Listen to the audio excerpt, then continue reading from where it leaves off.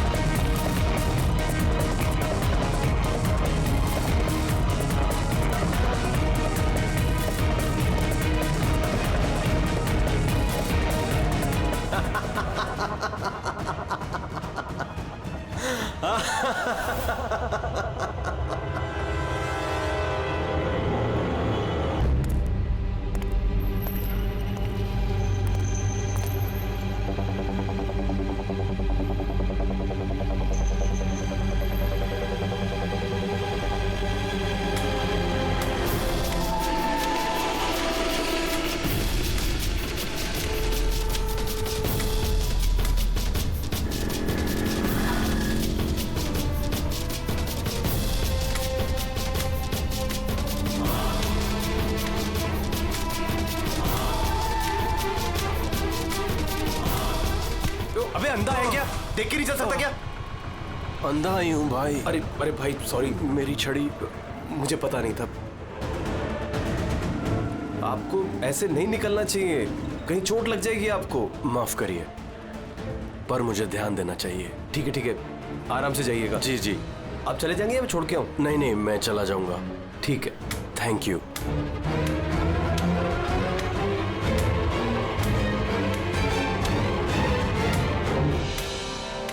क्या हो गया यार? ये इतना दर्द क्यों हो रहा है?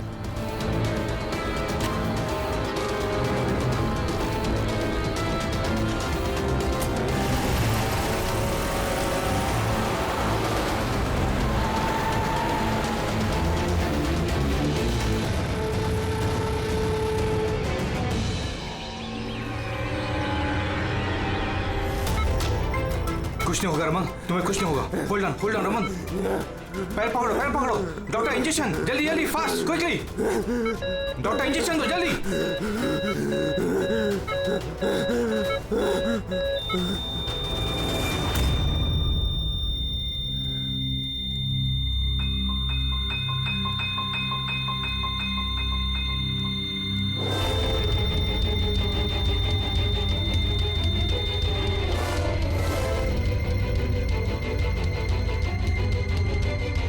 Oh my God, he's dead. और इनकी मौत नेचुरल भी नहीं है। अब क्या? I know, Priya. It's a murder. और मैंने डॉक्टर सालुंके को इस केस के बारे में सब कुछ पहले से बता दिया था। अब तक तो उन्होंने फाइंड आउट कर भी लिया होगा कि रमन की मौत की वजह क्या होगी। जहर? रमन की मौत जहर से हुई है? हाँ बस, बहुत खतरनाक जहर है। ये पहले इंसान के दिमाग पर असर करता है। पहले डिलेरियम, फोटोफोबिया, एमनेशिया। उसके बाद ये जहर इंसान के बाकी के अंगों पर असर करता है। बाकी के अंग धीरे धीरे काम करना बंद कर देते हैं और इंसान की मौत हो जाती है। सर उनके साहब, इसका कोई एंटीडोट तो होगा ना? हर जहर का एंटीडोट होता है फ्रेडी, लेकिन उसके लिए हमें उस जहर के बारे में पूरी जानकारी होनी चाहिए। बस ये जहर आसानी से पकड़ में नहीं आता है। मुझे भी बहुत सारे टेस्ट करने पड़े इसे ढूंढने के लिए। सर, जहर दे के मारना एक अलग बात है, और ऐसा जहर देना जिससे इस तरह तड़प तड़प के मरे, ये जरा चौंकाने वाली बात नहीं लगती? लेकिन ये जो भी कोई है, ऐसी नफरत करता था रमन के साथ कि उसने उसे ऐसी खतरनाक मौत दे दी। समझ में नहीं आता कौन हो सकता है ये, कौन होगा? कोई भी हो सकता है सर, रमन को जुए की लत थी। क्रिकेट, रेस कोर्स, सट्टा, हर तरह का जुआ, और इसी चक्कर में वो 5 करोड़ के कर्जे में था। 5 करोड़? 5 करोड़? हाँ सर, उसको धमकी भरे मैसेजेस भी आए थे। उसके फोन रिकॉर्ड्स में ऐसे कई सारे मैसेजेस हैं जो उसको बुकीज और सट्टेबाजों ने भेजे। ये देखिए सर, हो सकता है इन्हीं में से किसी की धमकी सच साबित हो गई होगी। पता नहीं, पर जिस तरह से इसको मारा है सर, लगता तो नहीं है किसी बुकी का काम है। फिर भी इन्हें बुलाना तो पड़ेगा, शायद कुछ पता चल जाए। हाँ। Hello ACP Pradyuman. अच्छा, ठीक है।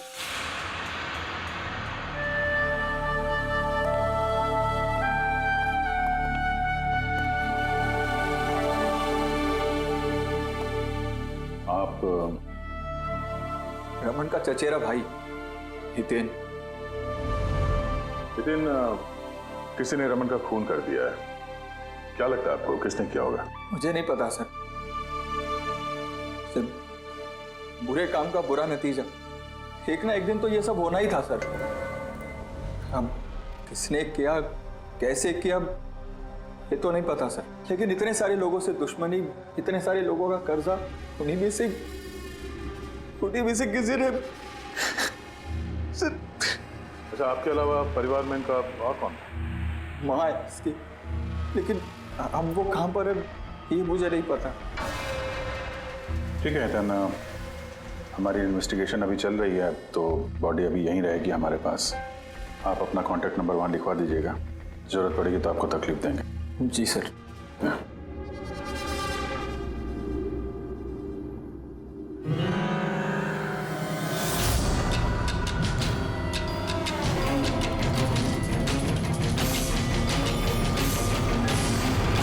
सबका उतना दुखी है नहीं जितना ही दिखा रहा है। हाँ, बॉडी ले जाने की जल्दी नहीं थी, जैसे ही बोला जाओ तो निकल गया। कोई पूछताछ नहीं कब मिलेगी बॉडी। गड़बड़ है, गड़बड़ है ये हितेन, बड़ी गड़बड़ है। ऐसे लग रहा था जिसे ये बात पक्की करने आया था कि रमन मरा है या नहीं। नजर रखो उस पर। रमन, रमन बेटा, रमन क्या हुआ बेटा? रमन। मैम, आप बेटा मेरा रमन, माँ मैं इसकी वसुंधरा। बेटा क्या हुआ? मैं तो तेरा इंतजार करती रही कि तू आएगा और मुझे घर ले जाएगा एक दिन, पर तू तो इतना दूर चला गया बेटा। रमन, तो आप अपने बेटे रमन के साथ नहीं रहती थी? जी नहीं सर। आप? सर मेरा नाम मदन है। भगवान, मुझे क्यों बिठा रखा यहाँ पे? उठा लेता मुझे ही। संभालो अपने आप को। और कितना रोग इस नालायक के लिए। इसको अपनी करनी की सजा मिली है। नहीं बेटा, ऐसा मत कहो। चाहे जैसा भी था, बेटा था मेरा।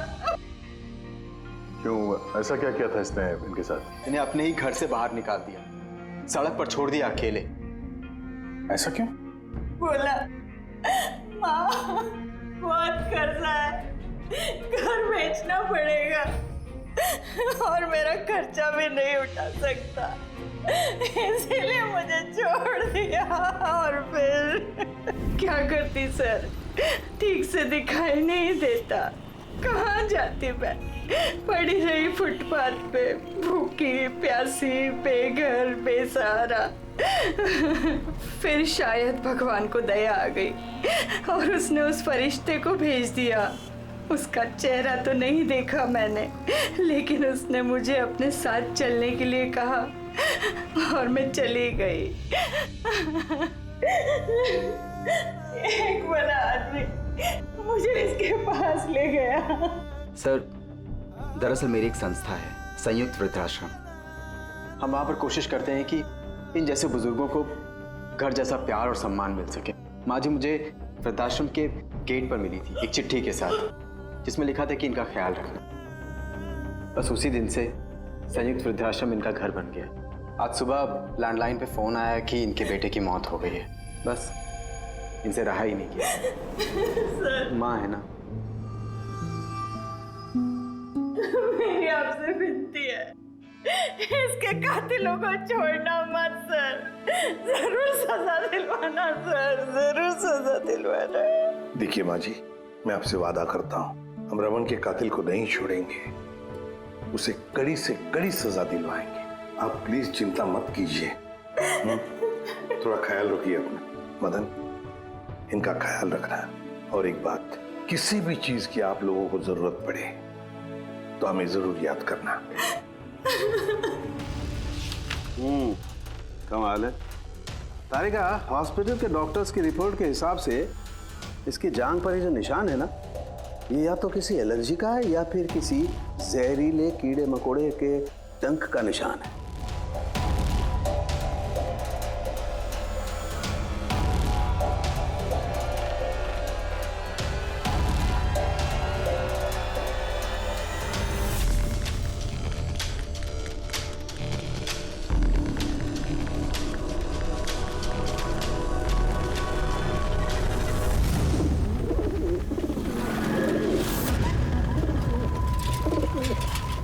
सर, इस हितेन की हरकतें ठीक नहीं लग रही है सर। ऐसे ऐसे लोगों के साथ उसका उठना बैठना है, उस पर शक करना बनता है सर। एक और बात है सर, कुछ समय पहले ये रमन ने उसे अपने घर से निकाल दिया था।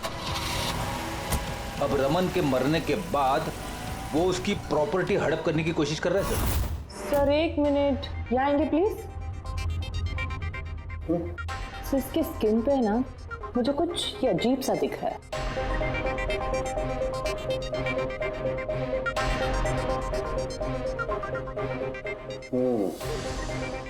तारिका, ये जो अजीब सी चीज है ना, दरअसल ये पैराफिन है। पैराफिन? मोम। अरे तो इसका मतलब वो जहर इसके थाई में नहीं इंजेक्ट किया गया? किया गया, वो जहर इसकी थाई में ही इंजेक्ट किया। तो फिर ये मोम कहाँ से आया? मोम कहाँ से आया? तारिका, यहाँ से खूनी ने जहर इंजेक्ट किया। दरअसल ये जहर मोम से, पैराफिन से कोटेड था, इसीलिए इसकी इस चमड़ी पर भी और इसके खून में भी हमें पैराफिन मिला है। क्योंकि खूनी नहीं चाहता था कि ये जहर तुरंत इसके शरीर में जाकर के असर दिखाए, इसलिए उसने इसे कोट कर दिया। और ये जो जहर है, इसको माइन, ये एक बायो पॉइजन है, जैविक जहर। खूनी ने इसे मोम से कोट किया, इसके शरीर में इंजेक्ट किया और फिर इसके शरीर की गर्मी से मोम पिघलने लगा और वो जहर इसके खून में मिलकर के अपना असर दिखाने लगा। मतलब ये जहर किसी लिक्विड फॉर्म में नहीं, बल्कि पैलेट यानी छोटी गोली के फॉर्म में इसके शरीर में डाला गया है। एग्जैक्टली।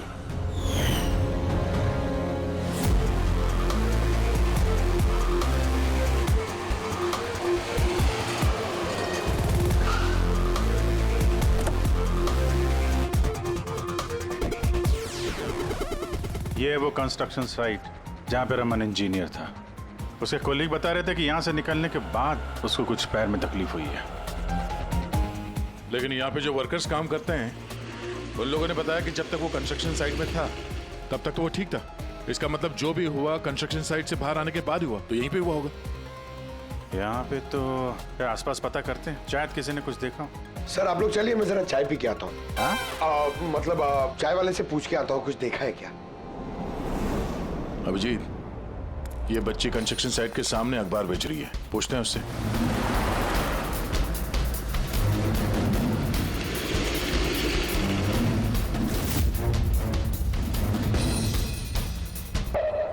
क्या नाम है बेटा आपका? चुटकी। चुटकी। अच्छा बेटा जरा ये देखो, ये फोटो देखो ध्यान से।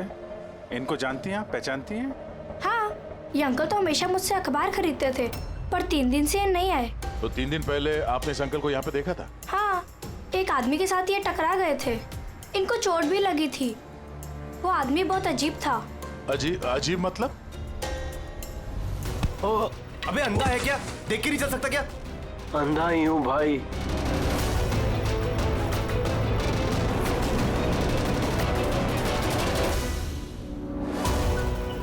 क्या हो गया यार, दर्द क्यों हो रहा है?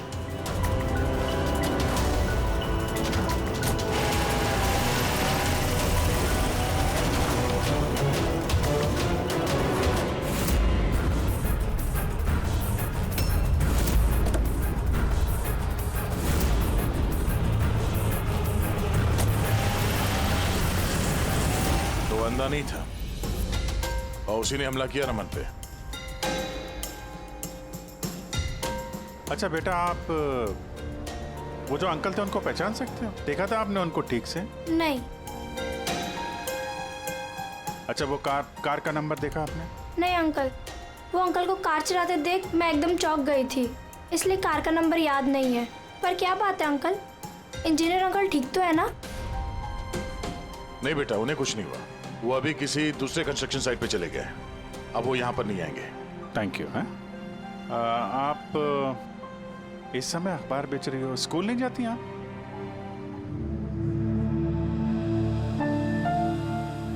क्या बात है, हैं? स्कूल तो जाना चाहिए। आप कितनी इंटेलिजेंट लड़की हो। एक्चुअली हर बच्चे को स्कूल जाना चाहिए और आपको भी जाना चाहिए। पर स्कूल जाने के लिए बहुत सारे पैसे चाहिए ना अंकल, मेरे पास पैसे नहीं है। बेटा अगर आपको पैसे ना देना पड़े तो आप स्कूल जाएंगी? हाँ अंकल जरूर जाऊंगी, मुझे पढ़ना है।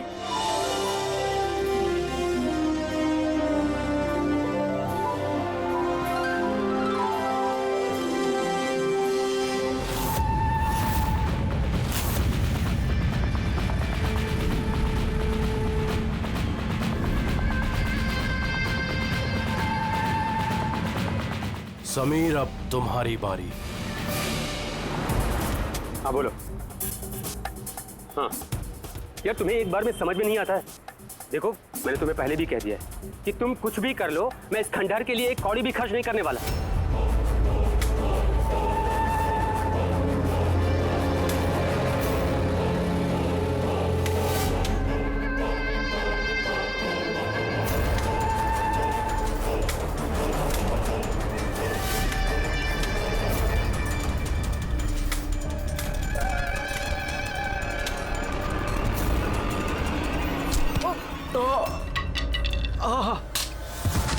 ओए दिखाई नहीं दे। मेरी छड़ी। Sorry I am sorry. मेरी छड़ी। I am sorry. अब आपको कहीं लगी तो नहीं? आप ठीक है ना? मैं आपको कहीं ड्रॉप कर दूं? नहीं, मैं ठीक हूँ, मैं चला जाऊंगा। आप ठीक है ना? नहीं, I'm okay। आप संभाल के जाइए। हाँ जी, आप संभाल के जाइए। Okay, thank you.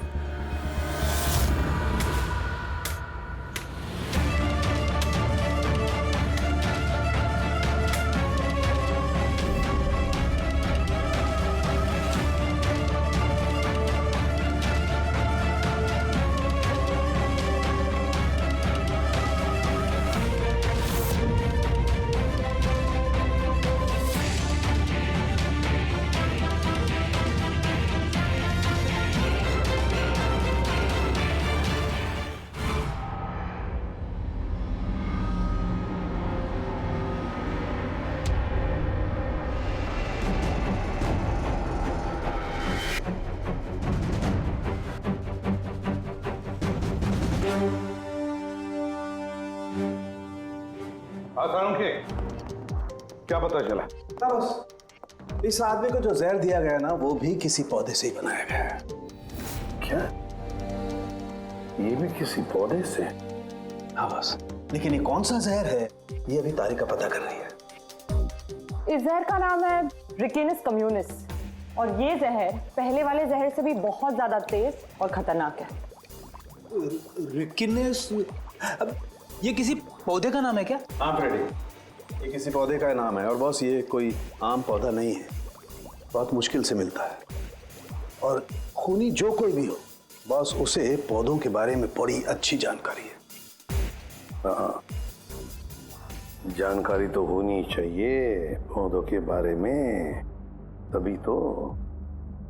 लेकिन सर इन हत्याओं की वजह क्या है? ना तो हमें रमन की हत्या का कारण पता है और ना समीर का, और दूर दूर तक इन दोनों का एक दूसरे से कोई संबंध ही नहीं है। सर समीर और रमन के बीच में एक चीज तो कॉमन है। क्या? माय गॉड, तो ये है वो कड़ी जो समीर और रमन को जोड़ती है। तो क्या दोनों ने एक ही गलती की? जी सर, रमन की तरह समीर ने भी अपने बूढ़े और कैंसर पेशेंट पिता को घर से निकाल दिया था। हमने उनके बारे में छानबीन की और एक ऐसे शख्स से मिले जिन्होंने समीर के पिता को ढूंढने में मदद भी की और इस केस को एक नया मोड़ दिया। कौन है वो? सर, ये डॉक्टर दिनेश है। Hello sir. कैंसर सेंटर के चोड़ी। समीर के पिताजी का इलाज यही कर रहे थे। डॉक्टर दिनेश, जरा एक बात समझाइए। समीर ने अपने पिताजी को घर से बाहर निकाला था, तो फिर ये समीर के पिताजी आपके यहाँ कैसे पहुंचे, आपके कैंसर सेंटर में? किसी ने उन्हें हॉस्पिटल पहुंचा दिया था। मैं हॉस्पिटल पहुंचा ही था जब मैंने इनको देखा। ये चेयर पे बैठ के कुछ बड़बड़ा रहे थे, हाथ में लिफाफा था। मैंने पूछा कि कौन है, लेकिन इनको कुछ याद नहीं था। मैंने उनके हाथ से लिफाफा लिया। पैसों के अलावा उसमें एक चिट्ठी भी थी। उसमें लिखा था कि इनको कैंसर है और हम इनको अपने यहाँ एडमिट करके इलाज शुरू करें। एडमिशन के लिए डिपॉजिट की रकम लिफाफे में है और इलाज के पैसे भी हॉस्पिटल के अकाउंट में ट्रांसफर हो जाएंगे। उनकी उम्र और हालत को देखकर मैंने उनको एडमिट तो कर लिया, पर मुझे चिंता थी अगर पैसे ना मिले तो। लेकिन भगवान का शुक्र है, अगले ही दिन इलाज के पूरे पैसे 10 लाख रुपए हॉस्पिटल के अकाउंट में ट्रांसफर हो गए थे। 10 लाख रुपए? किसने ट्रांसफर किए? सर 100% खूनी ने दिए होंगे। सर बैंक डिटेल से पता चल जाएगा। पता चल गया, एक्चुअली पैसे समीर की वाइफ रत्ना ने दिए थे सर। ये सब मेरी गलती है सर। मेरी वजह से समीर की जान चली गई। मैंने ही उसे उकसाया था। पिताजी की देखभाल में काफी प्रॉब्लम हो रही थी और सारी प्रॉपर्टी और सब हमारे नाम पर हो ही चुका था, तो मैंने ही समीर को कह के पिताजी को घर से निकलवा दिया। शर्म नहीं आती तुम्हें? समीर के पिता तुम्हारे भी पिता समान थे, उनको ही घर से निकाल दिया। ये सब करने के बाद फिर उनकी इलाज के लिए 10 लाख रुपए क्यों दिए? मुझे किसी ने धमकी दी थी सर कि अगर पिताजी के इलाज के लिए 10 लाख रुपए नहीं दिए तो वो समीर को और मुझे मार देंगे। सर मैंने उन्हें 10 लाख रुपए दे दिए, फिर भी उन्होंने समीर को मार दिया और अभी भी कहा है कि अगर हर महीने पिताजी के इलाज के लिए 50,000 रुपए नहीं दिए तो वो मुझे भी मार देंगे। किसी पे शक है तुम्हें? नहीं। उसके बारे में कुछ याद है? उसकी आवाज, उसका लहजा, कुछ भी याद नहीं। सर प्लीज मुझे बचा लीजिए। सर मैं मरना नहीं चाहती। सर मैं पिताजी को घर ले आऊंगी, मैं उनकी पूरी देखभाल करूंगी, पूरी कोई तकलीफ नहीं होगी। सर आप प्लीज मुझे बचा लीजिए। घबराओ सर प्लीज मुझे बचा। कुछ नहीं होने देंगे तुम्हें हम। तो भी जिस नंबर से इसे धमकी भरे कॉल आते थे वो नंबर ले लो और पता करो कहाँ का है। आप चलिए।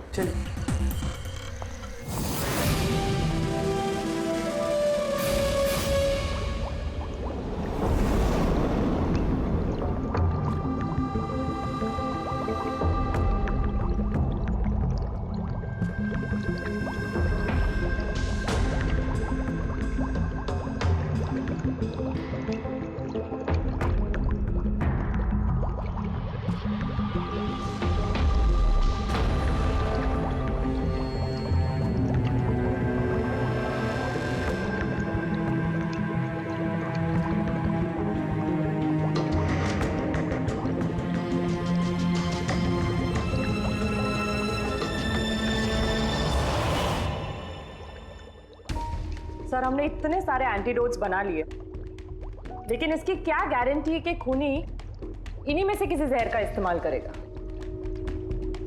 अब कुछ भी हो जाए, हम खूनी का दिमाग तो नहीं पढ़ सकते ना।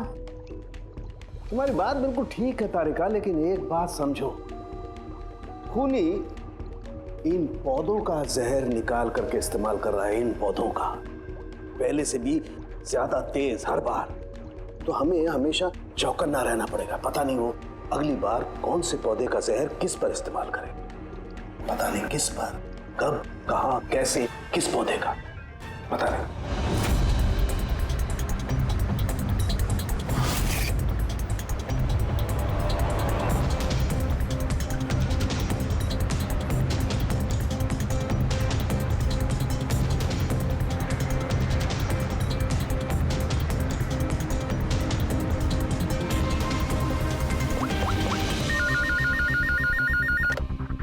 हेलो।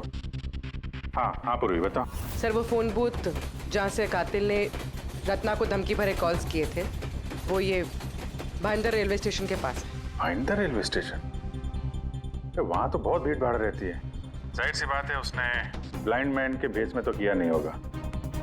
बड़ा मुश्किल है पता लगाना। सर किसी को कुछ पता तो नहीं है, लेकिन एक खास बात यह है कि ये कॉल्स सुबह 11 से 12 के बीच किए गए हैं और रेलवे स्टेशन के पास एक बस स्टैंड भी है जहाँ से बस जाती है पुणे। बस स्टैंड भी पास में ही है, तो ट्रेन से भी जा सकता है और बस से भी।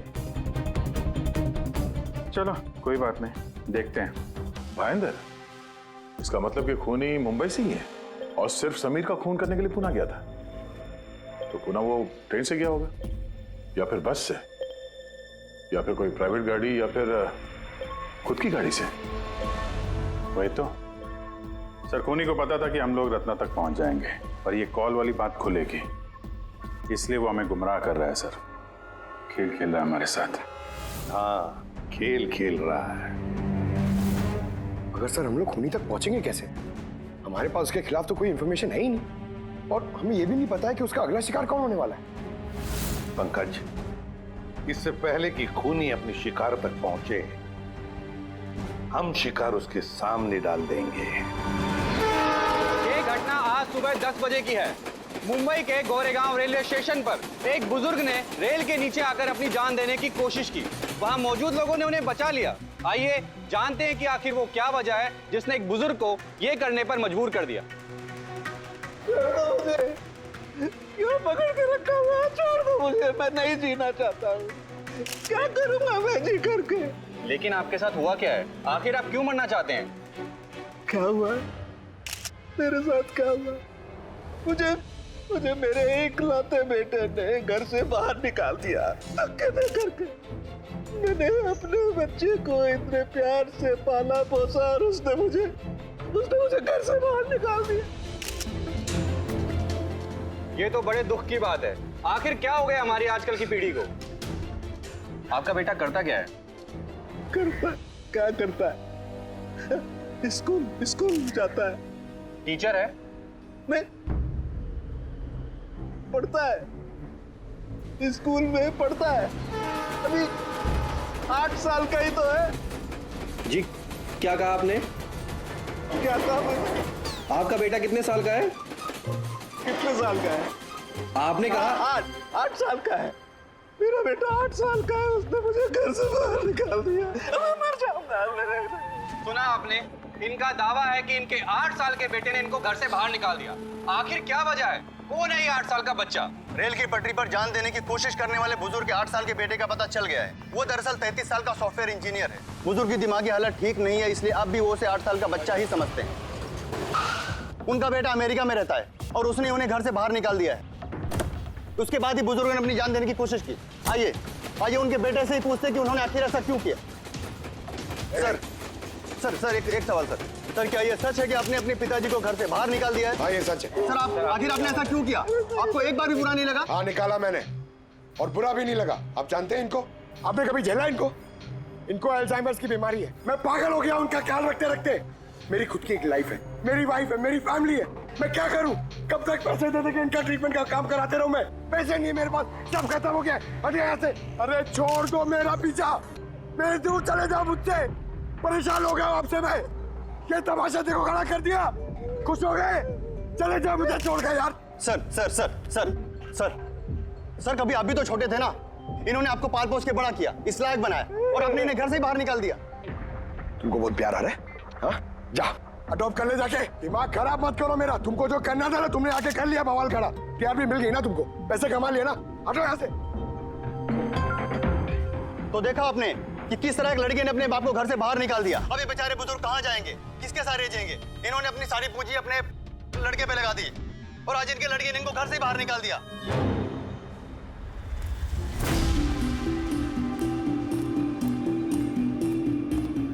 बड़े बच्चे गुब्बारे गुब्बारे ले लो जल्दी।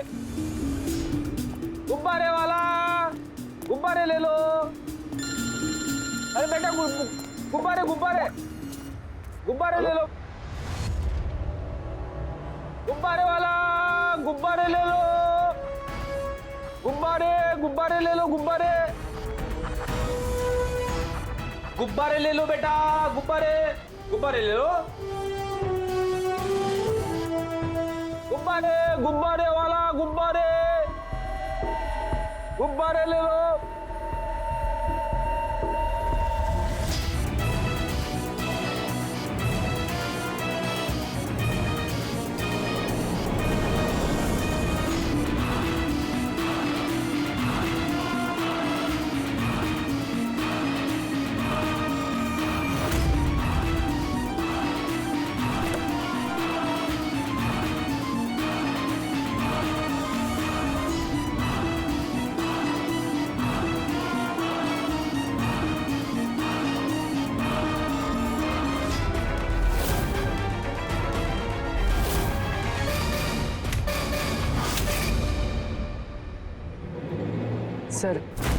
सर एक अंधा बिल्डिंग की तरफ आ रहा है।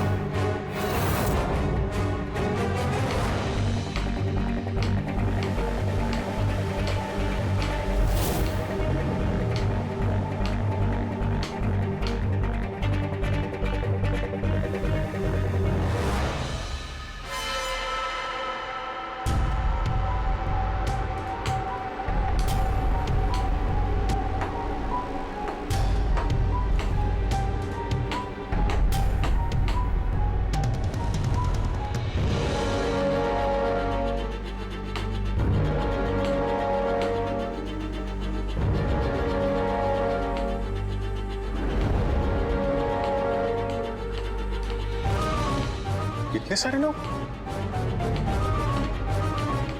सर इतने सारे अंधे एक साथ? हमने तो एक सोचा था, यहाँ तो 8-10 निकले। लगता है ये कोई चाल है। आप लोगों को जाना कहाँ है? एक मिनट आप लोग रुकिए। एक मिनट, यहाँ कैसे आ गए आप लोग? आइए। ये आप सब कहाँ हैं आप लोग? यहाँ पे क्या बात है? क्या हुआ? यहाँ आंखों का फ्री चेकअप होने वाला है। संपत है आप? संपत? उसने ही बुलाया था हम लोगों को। देखिए यहाँ पे ऐसा कोई शिविर नहीं है। कौन संपत कौन है? किसने बुलाया आपको? उसने ही तो बुलाया था यहाँ।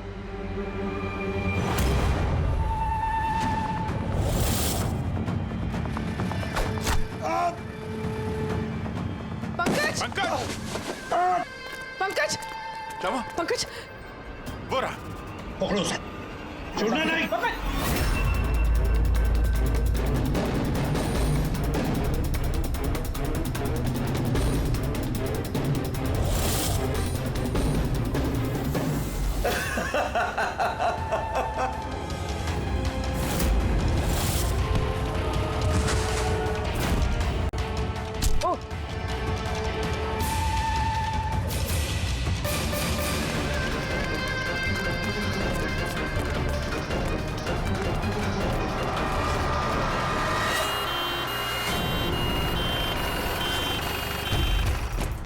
आजा जल्दी आजा। पंकज तुझे कुछ नहीं होगा। पंकज इसे एम्बुलेंस में लेके चलो।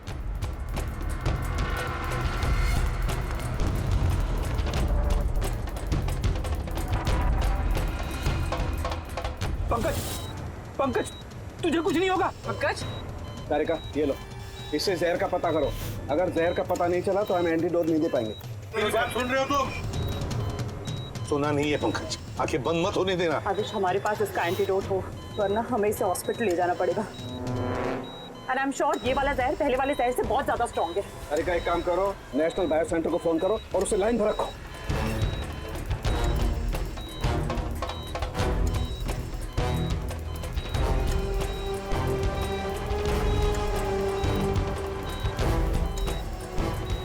Pankaj, don't worry, Pankaj.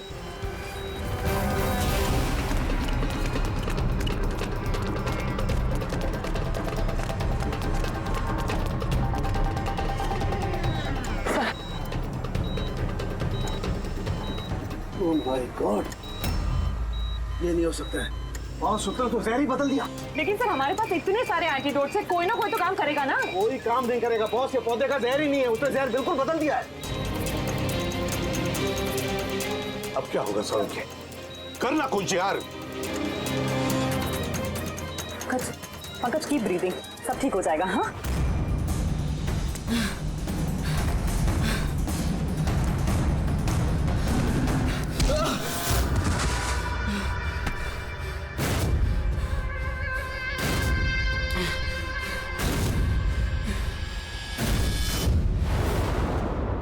Sir, मेरा नाम मदन है। तुमने क्या ये सब क्यों पड़े हो मेरे पीछे? मैंने जो किया सही किया। लोगों की जान लेना सही है? मैंने सिर्फ बुरे लोगों को सजा दी है सर। जो लोग अपने माँ बाप का ख्याल नहीं रखते ना, उनको इस दुनिया में जीने का कोई हक नहीं होता। जब मेरी माँ की मौत हुई थी तो मेरी दुनिया उछल गई थी। उसी वक्त मैंने इस संयुक्त वृद्धाश्रम की शुरुआत की थी। सर, वहाँ पर जितने भी बुजुर्ग माँ बाप आते हैं ना, सब अपने बच्चों के सताए हुए होते हैं। ये देखकर मेरा खून खौल जाता है। मैंने उसी वक्त ये फैसला किया था कि मैं इन सबको सबक सिखाऊंगा, इसीलिए मैं मार देता हूं इनको। क्या गलत किया मैं? सर, कुछ करो सर। कुछ नहीं कर सकते जब तक उस जहर का कंपोजिशन नहीं पता लगेगा फ्रेडी, हम कुछ भी नहीं कर सकते। अगर इसे गलत एंटीडोट दे दिया तो ज्यादा खतरनाक होगा यार। सर, पंकज की हालत तो बिगड़ती जा रही है। सर, पल्स गिर रही है, हॉस्पिटल ले जाना पड़ेगा। हॉस्पिटल जाके कुछ नहीं होगा, हमारे पास इतना वक्त नहीं है तुम्हारा जाकर टेस्ट करें। मुझे इस जहर का नाम चाहिए यार। पंकज, हेलो। हाँ सर, हाँ सर, पकड़ा गया सर। खूनी मदन है। हाँ, जहर हम पता करते हैं। कभी पता नहीं चलेगा तुमको, कभी पता नहीं चलेगा तुम लोगों को। उसने भी पापा को सताया। मदन, गाड़ी! Oh no! Madan, Madan, Madan, Madan, ambulance बुलाना पड़ेगा जल्दी। नहीं सर, कोई फायदा नहीं है। मेरा काम हो गया है। नहीं मदन, मान लिया तुमने उन लोगों के साथ जो कुछ भी किया, मान लिया, लेकिन तुमने जिसे वो जहर चुबाया है वो बेगुनाह है, निर्दोष है, उसने कुछ नहीं किया। वो जहर कौन सा बताओ? हाँ? BTX। सब, उस जहर का नाम BTX है। सारंग, जहर का नाम है BTX। पंकज, आंखें बंद मत होने देना। मदन, बस हो गया, you'll be all right। बस अब पंकज को कुछ नहीं हो सकता है, कुछ भी नहीं। Welcome my boy. घबराओ मत, कुछ नहीं होगा तुम्हें। तुम आदमी अच्छे थे मदन, लेकिन तुमने जो किया वो सही नहीं था। ये तो चला गया अभिजीत, पर चाहे कुछ भी हो जाए, इसका वो वृद्धाश्रम बंद नहीं होने देंगे। For more updates, subscribe to our channel, click the show links and enjoy watching the videos.